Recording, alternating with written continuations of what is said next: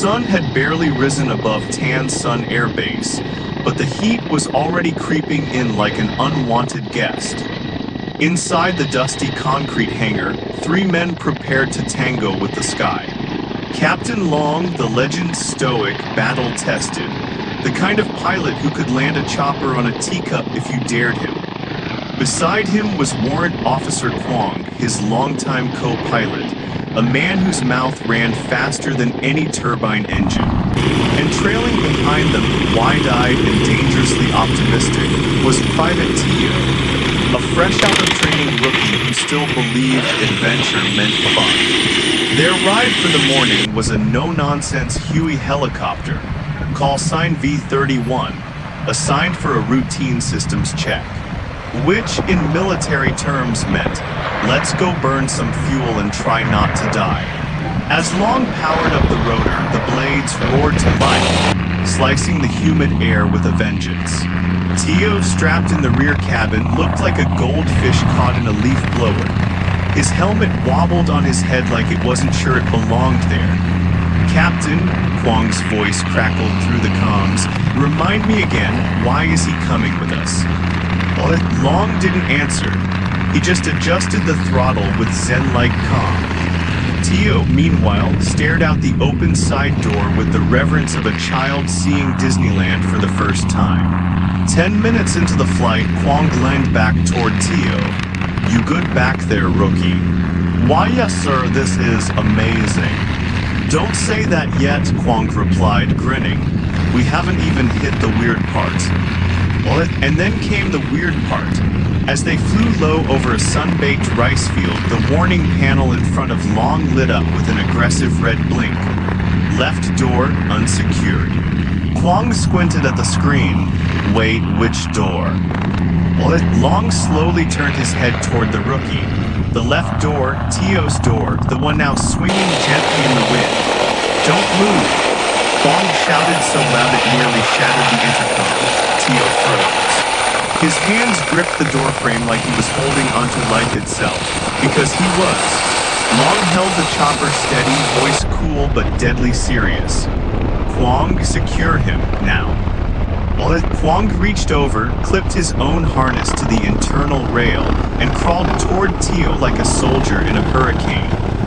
The wind whipped through the cabin as the Huey hovered midair, blades thumping like war drums. When Kwong reached him, he grabbed the door and slammed it shut. Click. Silence. Well, not real silence. The rotor was still screaming. But for Tio, the sudden absence of imminent death was as peaceful as a lullaby. Tio, Long said through gritted teeth, when you close a helicopter door, you lock it, not just wish it closed. I thought it had magnets, Tio croaked. M-A-G-N-E-T-S, Kwong howled with laughter. This isn't a hotel minibar, Private. Tio wilted into his seat, embarrassed beyond measure, but very, very alive. 30 minutes later, Long, perhaps out of mercy or madness, let Tio sit in the co-pilot's seat. Don't touch anything, he warned. Tio nodded, stiff as a statue. And then, as fate would have it, a bird happened. Not just any bird, a glorious, vengeful dove, white as irony, who swooped directly into their flight path like it had beef with the entire Air Force. Long jerked the cyclic to avoid it. The Huey jolted. Tio screamed, UFO, we're under attack. Kwong wiped a tear of laughter from his eye. Relax, soldier, that's a dove. The only thing it's bombing is your reputation. Tio was still hyperventilating. Long muttered, if you yell every time a bird passes, you're gonna have a heart attack before lunch. Finally, after what felt like hours but was really less than one, Long turned the bird homeward. Let's get this circus back to the hangar. As they descended toward the base, Tio stared at the controls with newfound respect and fear. The Huey touched down with surgical grace. Kwong, ever the commentator, clicked on the cabin mic like a TV announcer. Ladies and gentlemen, welcome back. 0 casualties, 1 near-death door incident, and 1 confirmed dove sighting. Thank you for flying Emotional Airlines. Back on the ground, Long climbed out, removed his helmet, and turned to Tio. "You okay, rookie?" Tio nodded. "Good, because next week you're on hoist duty." Tio paled, like hanging from the chopper. "Exactly." Long slapped him on the back. "And don't worry, we'll double-check the magnets this time." They walked away laughing, leaving behind a chopper, a trembling rookie, and the invisible echo of a near miss that would become legend in the break room for years to come. Later that night in the barracks, Tio wrote in his journal, "First flight survived, almost flew out the door, screamed at a bird, but I'm coming back, because somewhere between the terror and the thrill, I think I fell in love with the sky." Flying a helicopter isn't just about handling a machine, it's about handling yourself. In less than an hour, Private Tio learned lessons no classroom or manual could teach.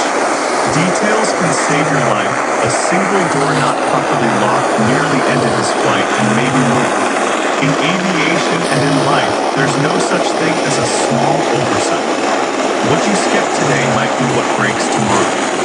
Fear doesn't mean failure. Tio panicked, yes. He screamed, yes. But he stayed, he learned. And that's what separates the reckless from the brave. Courage isn't the absence of fear, but the decision to keep flying through it. Listen to experience. Captain Long and Warrant Officer Kwong weren't just teasing, they were teaching. Humor was their way of building trust, breaking tension, and keeping Tio alert. In any team, the experienced ones carry not just skill, but the responsibility to guide. Respect the sky. It may look beautiful, peaceful even, but the sky is unforgiving to arrogance and forgetfulness. Those who fly must do so with humility, alertness, and reverence. Up there, nature makes no exceptions. Laughter is survival gear. Mistakes will happen. Embarrassing moments will come. But laughter, when used kindly, can turn fear into fuel, shame into strength, and a near miss into a story that teaches for years. So the next time you board a plane, walk into a cockpit, or even just start a new chapter of life, remember Tio, the door that almost took him, and the dove that humbled him. And remember that somewhere high above us, there's a sky full of stories, each one ready to teach us, test us, and remind us. Never stop learning and never stop checking the door.